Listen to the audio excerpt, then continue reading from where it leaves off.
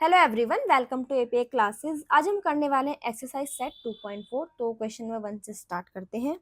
Suppose a plant has height 1.75 feet and it grows bye 0.5 feet each month. अगर एक plant की height 1.75 feet है और वो एवरी मंथ हर महीने 0.5 फीट से इंक्रीज हो रही है, तो आपको ये 3 क्वेश्चन के आंसर करने हैं। फर्स्ट में बोला गया है find the height after 7 month. 7 month बाद प्लांट की हाइट कितनी होगी। सेकंड में बोला गया है make a table of values for T varying from 0 to 10 months and show how the height H increases every month. Third में बोला गया है find an expression that relates H and T and explain why it represents linear growth. तो हम इसका second part सबसे पहले करते हैं। सेकंड पार्ट में क्या बोला गया है कि आपको एक टेबल फॉर्म करना है जिसके अंदर टी यहाँ पर है टाइम, जिसको हम रिप्रेजेंट कर रहे हैं मंथ में। ठीक है, तो टी को हमें वेरी कराना है 0 से लेके 10 तक। अब आपको जब 0 से लेके 10 तक आप टी को वेरी कराओगे तो हाइट किस तरीके से चेंज होगी, हाइट किस तरीके से इंक्रीज होगी, ये आपको शो करके दिखाना है। तो मैं टेबल बना लेती हूँ इसके लिए पहले। सो एक साइड में लिखती हूँ टी जो कि रिप्रेजेंट कर रहा है मंथ को, और एक साइड में लिख लेती हूँ एच जो कि है हमारी हाइट। अच्छा, हम हाइट को मेजर कर रहे हैं यहाँ पर फीट में। तो हमें टी को वेरी कराना है 0 से लेके 10 तक। सो 0 1 2 3 4 5 6 7 8 9 10। ठीक है, तो अगर हम इनिशियल देखें स्टार्टिंग में 0 मंथ पर इसकी हम हाइट देखें, इनिशियल वो कितनी है 1.75। सो ये हो जाएगा 1.75। बोला गया है कि वो हर महीने एवरी मंथ 0.5 से इंक्रीज हो रहा है, तो हर बार उसके अंदर 0.5 ऐड होते जाएगा। तो अगर 1.75 में 1.75 में आप 0.5 ऐड करोगे तो ये हो जाएगा 5 देन 2, ये हो जाएगा 2, तो ये हो जाएगा 2.25। अगेन फिर से 0.5 ऐड करो तो 0.5, ये हो जाएगा 5 देन 7, ये हो जाएगा 2, तो ये हो जाएगा 2.75। हर महीने 0.5 ऐड हो रहा है, तो हर स्टेप में प्रीवियस वाले में 0.5 ऐड करते जाओ तो आपको नेक्स्ट मंथ की हाइट मिलती जाएगी। फिर से 0.5 ऐड कर दो तो यहाँ से आएगा 0.5 ऐड करने पे 5, ये हो जाएगा 3.25, 3.25। ठीक है, ऐसे ही जब आप आगे करोगे इसको तो हो जाएगा 3.75, ये हो जाएगा 4.25, 4.75, फिर ये हो जाएगा 5.25, 5.75, 6.25, 6.75। ठीक है, अब देखो, अब हम जो ये देख रहे हैं कि अगर सपोज मैं इसका निकालना चाहती हूँ तो यही तो है ये कि जो हमारी स्टार्टिंग में थी, अगर मैं T1 के लिए देखूँ, मतलब 1 मंथ के लिए देखूँ, तो स्टार्टिंग में जो थी मेरी वो 1.75 थी। मैंने इसमें 1 मंथ में जितनी इंक्रीज हुई है वो इसमें ऐड कर दिया, यही तो हुआ है। तो यहाँ से सॉल्व करके क्या आया था हमारा 2.25। अगर मैं T=2 के लिए देखूँ, मतलब सेकेंड मंथ के लिए देखूँ, तो ये क्या होगा 1.75 प्लस 0.5 इंटू 2। तो यहाँ से सॉल्व करने पे आएगा आपका 2.75। ठीक है, ऐसे अगर आप T=3 के लिए देखोगे तो वो हो जाएगा 1.75 plus 0.5 into 3 is equal to 3.25। ठीक है, ये सब हमारी हाइट निकल कर आ रही है। अब यहाँ पे देखो, जब मेरा T1 था तो यहाँ 1 आ गया, T2 था तो यहाँ 2 आ गया, जब मेरा T3 था तो यहाँ मेरा 3 आ गया। अब आपको जो फर्स्ट पार्ट पूछा गया find the height after 7 month. अब अगर मुझे 7 मंथ के लिए पूछा गया तो यहाँ पर मेरा T क्या हो जाएगा, इस बार 7 हो जाएगा। सो फर्स्ट पार्ट में क्या होगा, फर्स्ट पार्ट में आपसे पूछा गया है T of 7, तो हमारी हाइट कितनी हो जाएगी 1.75 प्लस 0.5 इंटू 7। सो जब आप इसको मल्टीप्लाई करोगे तो ये हो जाएगा 3.5, देन ऐड करोगे तो ऐड करने पे आएगा 5.25 फीट। ठीक, सो अब करते हैं थर्ड पार्ट। थर्ड पार्ट में बोला है कि आपको एक एक्सप्रेशन फॉर्म करना है जो कि टी और एच के बीच में, साथ ही साथ ये भी बताना है कि ये लीनियर ग्रोथ कैसे रिप्रेजेंट कर रहा है। अब देखो, जब ये 0 के लिए था, जब ये हमने 0 के लिए करा तो यहाँ पे 0 से मल्टीप्लाई हो जाएगा, जब 1 से किया तो 1 से हो जाएगा, जब 2 से करेंगे तो 2 से मल्टीप्लाई होगा, जब 3 से करेंगे तो 3 से मल्टीप्लाई होगा, जब 4 के लिए करेंगे तो 4 से मल्टीप्लाई हो जाएगा। अगर मैं यहाँ पर t के लिए करूँ तो t के लिए क्या हो जाएगा, अगर मैं यहाँ पर t के लिए करूँ तो ये हो जाएगा h is equal to 1.75 plus 0.5 into T. बस बन गया रिलेशन। आप यहाँ पर ही यही तो कर रहे हो, आप यहाँ पर t के डिफरेंट डिफरेंट वैल्यू को सब्स्टिट्यूट कर रहे हो। 0 लिया 0 मंथ के लिए, फिर 1 2 3 4 5, इस तरीके से आपने इस t को ही वेरी कराया है 0 से लेके 10 तक। तो हमने इसके बीच का रिलेशन फाइंड कर लिया। अब हमें ये पूछा गया है कि ये लीनियर ग्रोथ क्यों रिप्रेजेंट कर रहा है। तो लीनियर ग्रोथ इसलिए रिप्रेजेंट कर रहा है क्योंकि इसमें हर बार एक कांस्टेंट अमाउंट, एक कांस्टेंट ऐड होते जा रहा है जो कि है 0.5। हर स्टेप में आप 0.5 ऐड कर रहे हो नेक्स्ट स्टेप को पता करने के लिए, तो एक कांस्टेंट ऐड हो रहा है। दैट मीन्स ये जो आपका लीनियर पैटर्न है वो एक लीनियर ग्रोथ है क्योंकि वो इंक्रीज होते जा रहा है, तो इंक्रीज है, that means it is the question of linear growth. ठीक है, तो मैं इसको लिख देती हूँ प्रॉपर तरीके से।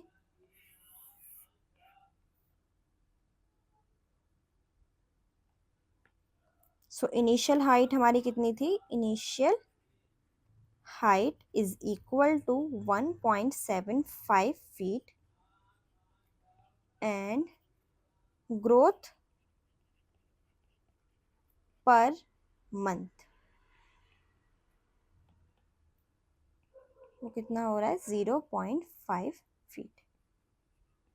ठीक है, सो ये थी हमारी हाइट आफ्टर 7 मंथ।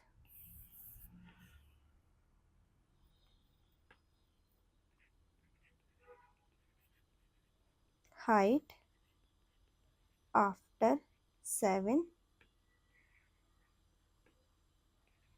मंथ्स। ठीक, सो एक लास्ट पार्ट है, बस इसका आंसर लिख देते हैं जो यहाँ पे पूछा गया है कि why it is represent linear growth. So इसके लिए हम लिखेंगे थर्ड पार्ट के अंदर ही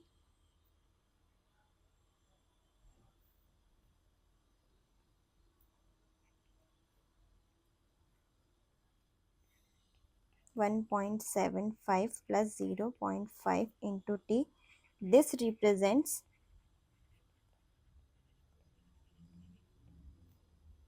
linear growth because height increases by a constant amount, bracket में जो अमाउंट इंक्रीज हो रही है कितना, 0.5 फीट एवरी मंथ। ठीक, नेक्स्ट है question number 2। A mobile phone is bought for ₹10,000, it's value decreases bye 800 every year. अगर एक फ़ोन को 10,000 रुपीज़ में खरीदा गया और उसकी वैल्यू हर साल 800 रुपीज़ से डिक्रीज हो रही है, इसका मतलब अगर स्टार्टिंग की वैल्यू इस फ़ोन की 10,000 रुपीज़ थी तो हर साल उसमें से 800 माइनस होते जा रहे हैं।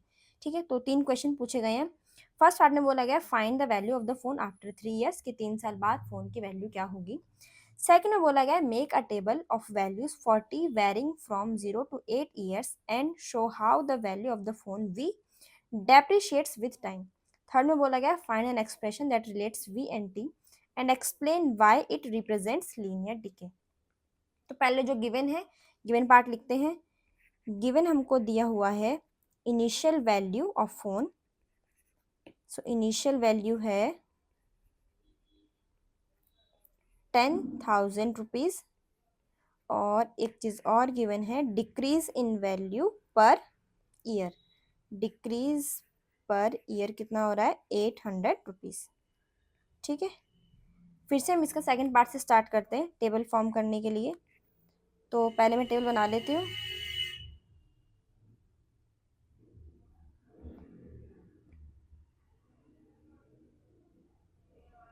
फिर से सेकंड क्वेश्चन को रीड करो। Make a table of values 40 varying from 0 to 8 years. फिर से यहाँ पे जो टी है वो टाइम को रिप्रेजेंट कर रहा है, बट इस बार वो ईयर्स में कर रहा है। प्रीवियस क्वेश्चन में टी टाइम को रिप्रेजेंट कर रहा था बट मंथ्स में कर रहा था, ठीक है। तो इस बार आपको जो ईयर वेरी कराने हैं वो 0 से लेके 8 तक वेरी कराने हैं। तो यहाँ पर जो हमारा टी है वो ईयर्स में है और 0 से लेके 8 तक। सो 0 1 2 3 4 5 6 7 8, ठीक है। अब आगे क्वेश्चन रीड करते हैं। Show how the value of the phone, phone की वैल्यू किस तरीके से डेप्रिशिएट करेगी टाइम के साथ। अगर फोन की वैल्यू वी को रिप्रेजेंट कर रही है, ये जो वी है ये फोन की वैल्यू है, रुपीज में हम कैलकुलेट कर रहे हैं इसको। तो बोला गया है कि वो किस तरीके से टाइम के साथ डेप्रिशिएट कर रही है, मतलब किस तरीके से वो डिक्रीज हो रही है, वो किस तरीके से कम होती जा रही है, ये आपको शो करके दिखाना है।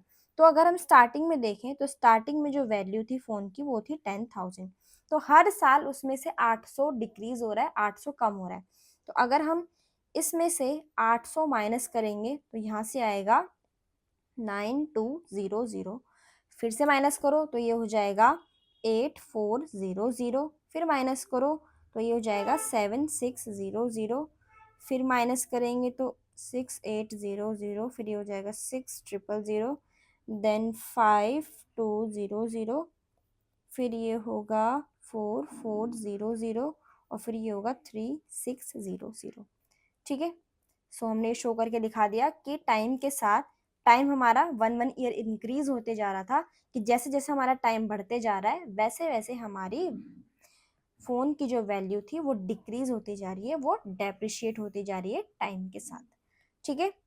सो ये था हमारा सेकंड पार्ट। अब इसमें एक चीज ऑब्जर्व करने वाली ये है, देखो अगर मैं आपसे टी 1 ईयर के लिए पूछूं तो 1 ईयर के लिए क्या होगी हमारी वैल्यू, जो हमारी इनिशियल थी वो उसमें से जो 1 साल का डिक्रीज हुआ है, 1 साल का डिक्रीज कितना होगा 800 इंटू 1। तो यहाँ से वैल्यू क्या है ये आपकी 9200, ठीक है। अगर मैं T2 के लिए देखूं, मतलब 2 ईयर्स के लिए देखूं, तो ये हो जाएगा वैल्यू 10,000 माइनस 800 इंटू 2। सो यहाँ से सॉल्व करके आएगा आपका 8400। अगर हम T(3) के लिए देखें, मतलब 3 ईयर्स के लिए देखें, तो हमारी वैल्यूज क्या हो जाएगी 10,000 माइनस 800 इंटू 3। सो ये आ जाएगी 7600। तो यहाँ से एक चीज समझने वाली है, जब यहाँ पर फर्स्ट ईयर की बात हो रही थी, 1 ईयर की बात हो रही थी तो 1 आ गया, जब 2 की बात हो रही तो 2 आ जाएगा, जब 3 की बात हो रही तो 3 आ जाएगा। अब अगर मैं 5 को पूछूं तो 5 आ जाएगा। ये चीज तो हर बार सेम है, 800 भी सेम है, बट जितने ईयर का आपको पूछा जा रहा है बस वो ईयर आपका चेंज होते जा रहा है। अब जो फर्स्ट क्वेश्चन आपसे पूछा गया है, find the value of the phone after 3 years, तो 3 ईयर्स बाद कितनी होगी ये हम यहीं पे कैलकुलेट करें, यही चीज है। तो यहाँ पर इस बार क्या हो जाएगा 3। तो अगर हम फर्स्ट का देखें, फर्स्ट का आंसर क्या होगा, वैल्यू आफ्टर 3 ईयर्स। सो ये होगा 10,000 माइनस 800 इंटू 3। सो ये 10,000 माइनस 24, सो ये हो जाएगा 7600, ठीक है। तो 3 साल बाद जो फोन की वैल्यू होगी वो इतने रुपीज होगी 7600, ठीक है। अब करते हैं इसका थर्ड पार्ट। थर्ड पार्ट में बोला है कि आपको एक्सप्रेशन फॉर्म करना है जो कि रिलेट कर रहा है वी और टी को, मतलब टाइम को और वैल्यू ऑफ फोन को। साथ ही साथ ये भी एक्सप्लेन कर रहा है, करना है कि ये लीनियर डीके क्यों है।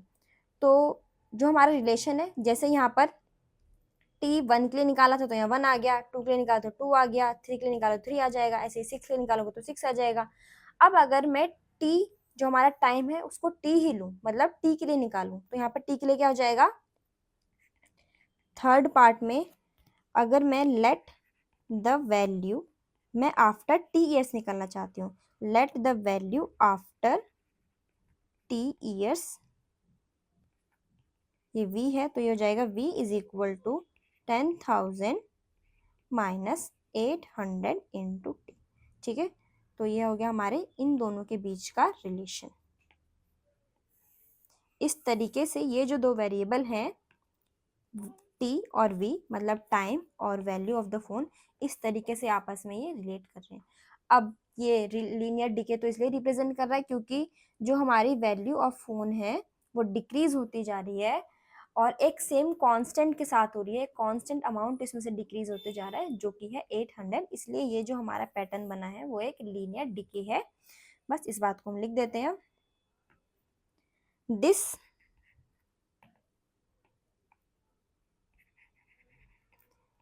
represents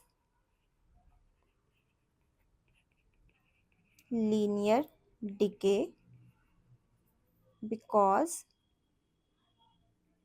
the value decreases by a constant amount। जो अमाउंट है उसको ब्रैकेट में लिखना है। तो कितने से डिक्रीज हो रही है? 800 से एवरी ईयर। ठीक। नेक्स्ट है question number 3। The initial population of a village is 750। Every year 50 people move from a nearby city to the village.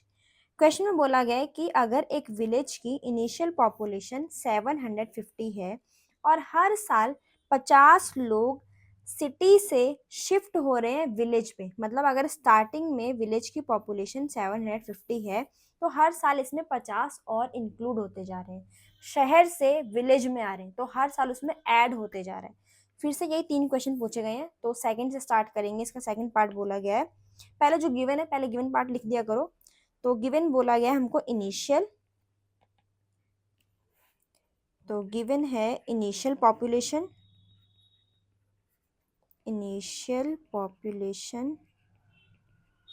है 750 और इंक्रीज पर ईयर कितना इंक्रीज हो रहा है? 50 इंक्रीज हो रहा है। ठीक है, तो सेकंड पार्ट से स्टार्ट करेंगे। फिर से वही टेबल फॉर्म करना है।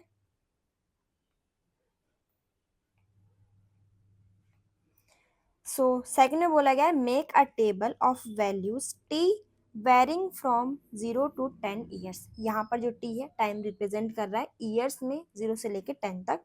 तो हमें एक साइड बनाना होगा टी। सो ये टी है ईयर्स में और इसकी वैल्यूज हमें लेनी है 0 1 2 3 4 5 6 7 8 9 10। ठीक है, आगे क्या बोला गया है? And show how the population increases every year. ये आपको ये शो करके दिखाना है कि पॉपुलेशन हर साल किस तरीके से इंक्रीज हो रही है। तो अगर मैं यहाँ पर पी को रिप्रेजेंट करूँ, पी है मेरा यहाँ पर पॉपुलेशन। ठीक है, तो इनिशियल पॉपुलेशन कितनी थी? 750। फिर 50 और आ गए, फिर हो गए 800, फिर हो जाएगा ऐड 850, फिर 900। बस इस तरीके से इस टेबल को फिल करो।